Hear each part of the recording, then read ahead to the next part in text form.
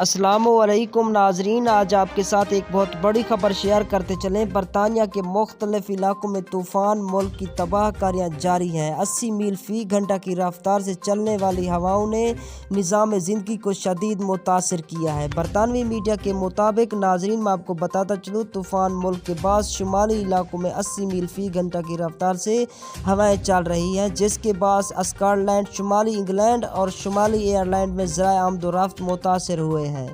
بعض علاقوں میں آپ کو بتاتا چلوں، میٹرو ٹرین سروس عارضی طور پر بند ہے، جبکہ 62,000 سے زائد گھر بجلی کی سہولت سے محروم ہو گئے ہیں۔